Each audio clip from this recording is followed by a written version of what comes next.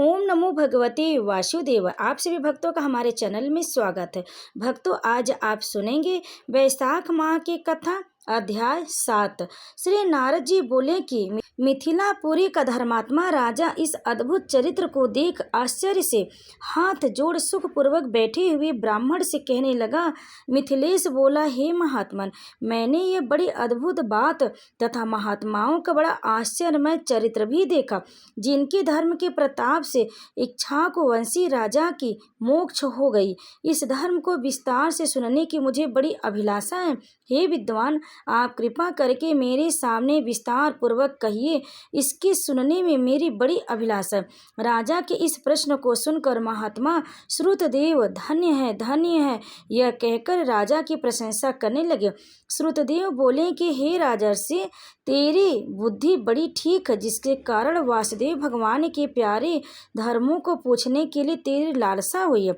बहुत जन्म के संचित कर्मों के बिना किसी प्राणी की बुद्धि भगवान वासुदेव की कथा वार्ता में नहीं लगती है। युवा अवस्था में इतना बड़ा राज पाकर तेरी ऐसी मित्र, जिससे कि मैं तुझे साधुओं में श्रेष्ठ शुद्ध भागवत मानता हूँ। अतएव हे सौम्य, शुभ भागवत धर्मों का वर्णन मैं तेरे आगे करता हूँ। इसको जान लेने से प्राणी संसार के जन्म आदि बंधनों से छूट जाता है। जैसे शौच, स्नान, संध्या, तर्पण, अग्नि होम, श्राद्ध आदि कर्म है, वैसे ही वैशाख संबंधी भी कर्म है। वैशाख में जो वैशाख के धर्मों को नहीं करता वह स्वर्ग को नहीं जाता। धर्मों में वैशाख के धर्मों के समान कोई धर्म नहीं है। बहुत से धर्म जैसे बिना राजा की प्रजा उपद्रव से नष्ट हो जाते, वैसे ही नष्ट हो जाते, यह निश्चय है। वैशाख में जो धर्म बताए हैं वे सब सुलभ है। जल का घड़ा दान देना, प्याऊ लगवाना, मार्ग में छाया करना, जूता, खड़ाऊ, छतरी और पंखा दान करना, तिल और शहद मिलाकर दान करना, श्रम को दूर करने वाले गोरस का दान करना, बावड़ी, कुआं, तालाब, धर्मशाला बनवाना, नारियल, ईख, कपूर, कस्तूरी का दान करना, चंदन आदि सुगंधित द्रव्यों का लगाना, सैया खाट देना तथा आम के फल और रसीले ककड़ी आदि का दान करना, दोना के फूलों का दान करना, सायंकाल के समय गुड़ का शरबत पान कराना, पूर्णिमा के सब प्रकार के अन्न देना, नित्य प्रति दही और अन्न का दान करना, तांबुल का सदा दान करना, वैशाख की अमावस्या को करील का दान करना, सूर्योदय से पहले स्नान करना, मधुसूदन भगवान की पूजा करना और कथा सुनना, शरीर का तेल आदि का मर्दन न करना, पत्ते पर भोजन करना, बीच बीच के मार्ग में थके हुए लोगों को पंखे से हवा करना, भगवान का सुगंधित कोमप पुष्पों से प्रतिदिन पूजन करना, प्रतिदिन फल, दही, अन्न, नैवेद्य, धूप, दीप करना, भोग लगाना, गौओं को कोमल घास देना, ब्राह्मणों का चरण धोना, गुड़, सौंठ और आंवले का दान, यात्रियों की सेवा, तंदूर और साग का दान करना, ये सब धर्म वैशाख मास में उत्तम बताए हैं। विष्णु भगवान के निमित्त फूल अर्पण करना, समय के अनुसार पत्र आदि से पूजा करना, दही, अन्न और नैवेद्य निवेदन करना, सब पापों के समूह को नाश करते। जो स्त्री ब्राह्मण के बताए हुए माधव भगवान का पूजन घर या मंदिर में फूलों से नहीं करती, उसे पुत्र और सुख नहीं मिलते और उसकी आयु तथा पित्त भी नष्ट हो जाता है। इस महीने में धर्म सेतु विष्णु भगवान, लक्ष्मी, मुनिगण और देवताओं को संग ले प्रजा की परीक्षा के लिए घर घर जाते हैं।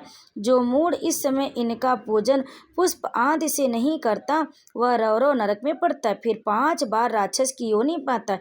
इस महीने में भूखे प्राणियों के प्राण रक्षा के निमित्त जल और अन्न का अवश्य दान करें।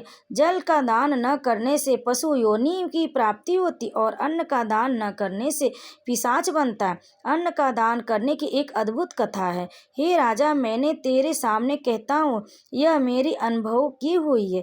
रेवा नदी के किनारे पर मेरा पिता पिशाच हो गया था। वह अपना मांस खाता था। भूख और प्यास के मारे उसका शरीर शिथिल हो गया था।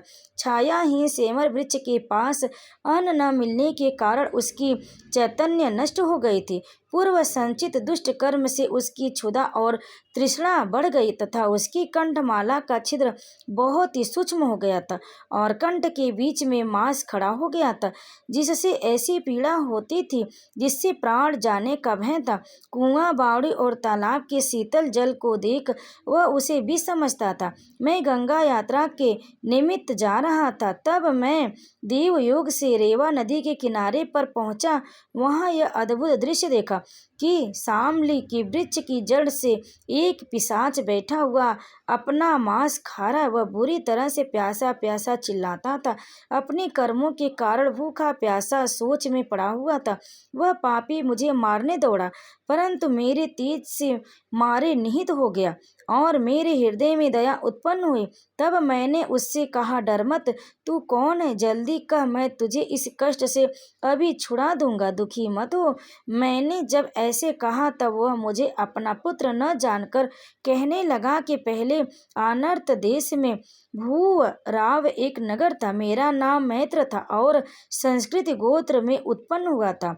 तब विद्या, दान और यज्ञादि में मेरी बड़ी निष्ठा थी।